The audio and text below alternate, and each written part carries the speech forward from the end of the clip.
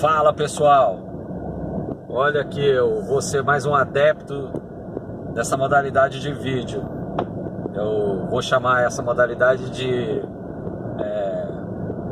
dirijo, logo penso, tá? Então, eu sou um dos que quando estou dirigindo eu penso pra caramba, né? E aí eu descobri essa forma, né, com alguns colegas aí do YouTuber,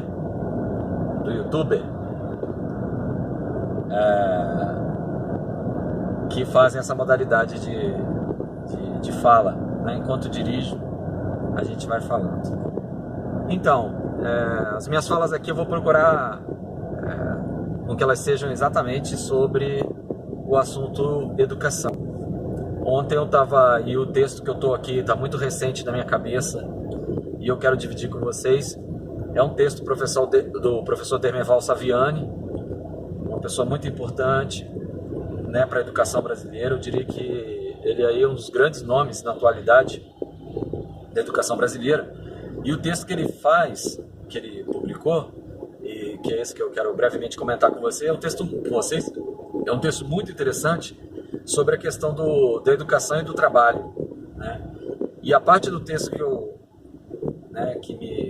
que me remonta aqui é a seguinte: ele faz um trajeto histórico, né, tentando contar a história da origem da escola mesmo, né? E ele usa, né, do exemplo dos egípcios, e depois, por exemplo, dos gregos, e depois do exemplo dos romanos, né, de como se constituiu, né, a ideia de escola, né?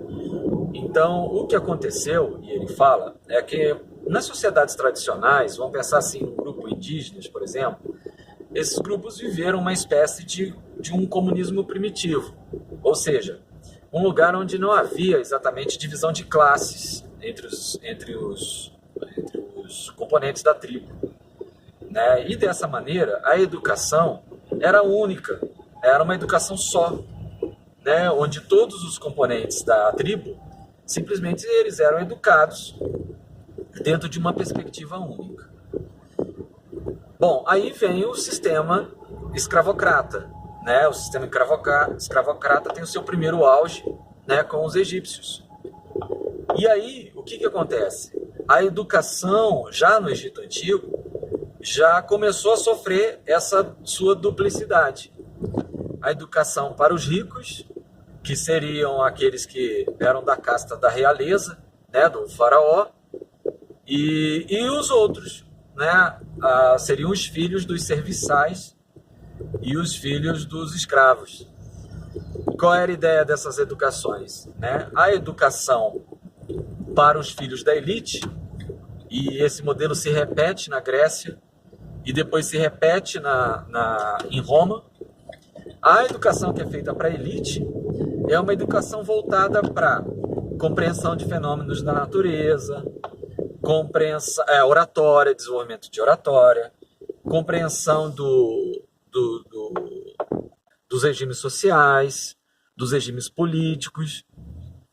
E essa era a educação que foi dada para os indivíduos das castas bem abastadas. Sobrava o quê, né, para a educação dos escravos e dos serviçais, dos filhos deles, né? A educação para o trabalho, né? Então era ensinada para eles, a educação para eles era aprender o ofício dos pais, para servir à classe opressora, né? O que aconteceu? A escola virou a primeira educação, né? A educação da elite virou a escola. A palavra escola, ela quer dizer, vem de ócio, vem de tempo livre, né? Então a escola incorporou, por assim dizer, né, se tornou, né, a partir do conceito de educação para a elite, aquela educação que não era para o trabalho, que era uma educação meramente de instrução, né? E a escola virou isso. Ora, essa instituição escola, dentro dessa perspectiva, ela ficou tão totalizadora que o que ela fez?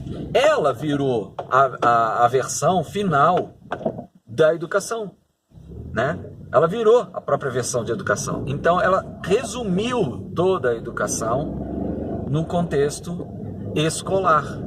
E aí o que se fez, né?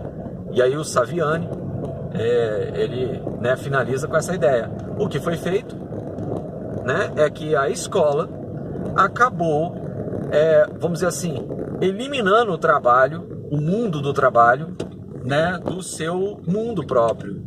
E é por isso que desde então a escola não conversa com o mundo do trabalho e não prepara o indivíduo, né, na sua essência, no seu construto, no seu estatuto mesmo de formação. Ela não consegue entregar, por assim dizer, um cidadão para o mercado de trabalho. O que ele faz, o que a escola vem fazendo reprodutivamente, é mostrando uma ideia de indivíduo que meramente se organiza em torno de conteúdos que, insisto, e o Saviani que traz isso nesse texto maravilhoso, de um cidadão que não conversa com o mundo do trabalho. Para finalizar esse primeiro papo, de dirijo, logo penso, eu fecho com os franceses que escrevem sobre o dualismo na escola, né?